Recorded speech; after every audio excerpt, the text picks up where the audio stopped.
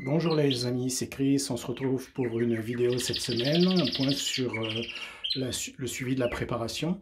Donc je commence par les nouveautés de la semaine puisque j'ai récupéré deux femelles lipo jaune Rasa.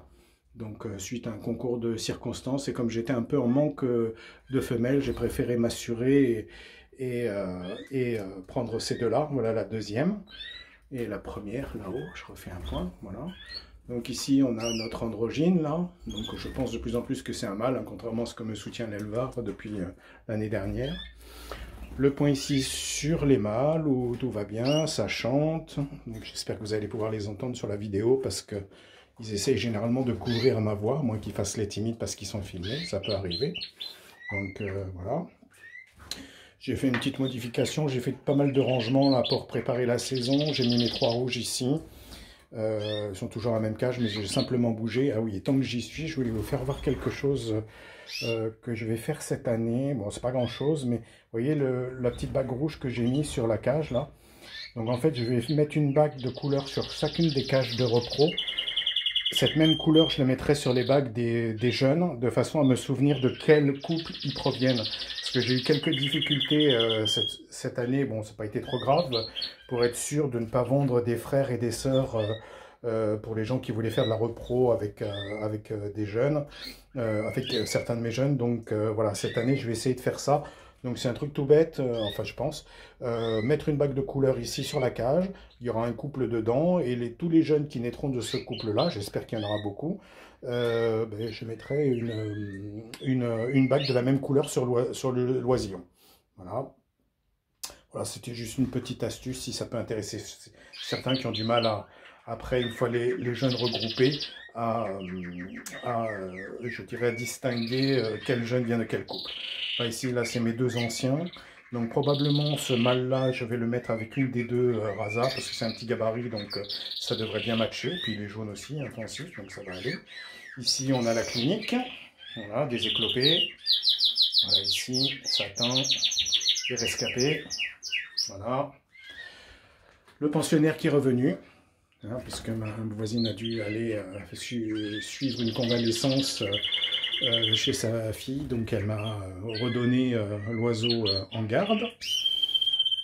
Ici, on a toutes nos femelles, la rouge ivoire chimelle ici, la rouge noire ici, on doit avoir les deux satinés ici, et il me manque la gatopale, elle est là, la gatopale mosaïque, là, magnifique, toujours. Donc ça commence à frémir un peu, on sent que la reproduction approche et que je dirais la préparation fait son chemin après 2 semaines.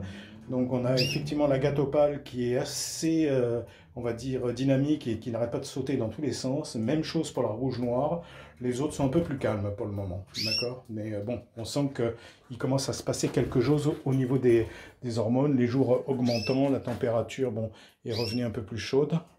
Donc c'est normal que ça commence à frémir. Pour le moment, tout va bien, je croise les doigts, les mâles ne se battent pas, les femelles ne se battent pas. On va voir comment ça va se passer. Donc pour la suite, je vous repartage mon planning. Je vais essayer de dézoomer un peu parce que sinon on n'y voit pas.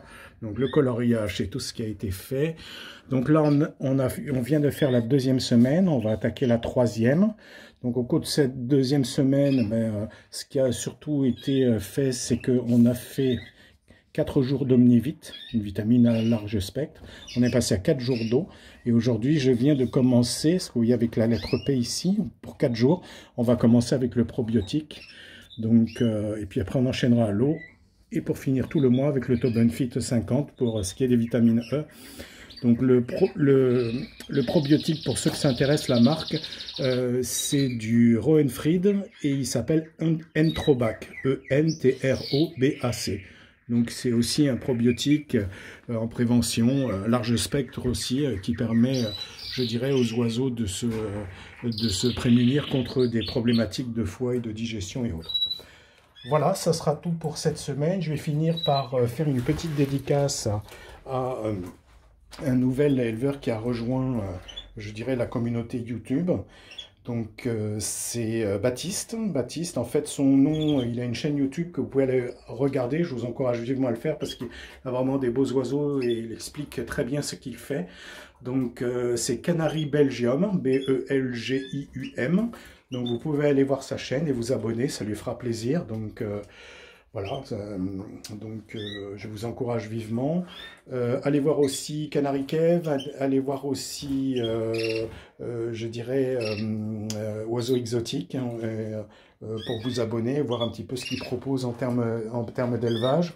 Donc, et je passe bien entendu un gros bonjour à tous les amis des groupes WhatsApp. Donc, ils se reconnaîtront. Donc voilà, ça sera tout pour aujourd'hui les amis. Je vais vous laisser sur ces dernières images des mâles ici. Voilà. Et des nouvelles arrivantes. Voilà. En vous souhaitant un bon dimanche, une bonne semaine et on se retrouve bientôt pour de nouvelles aventures. Ciao!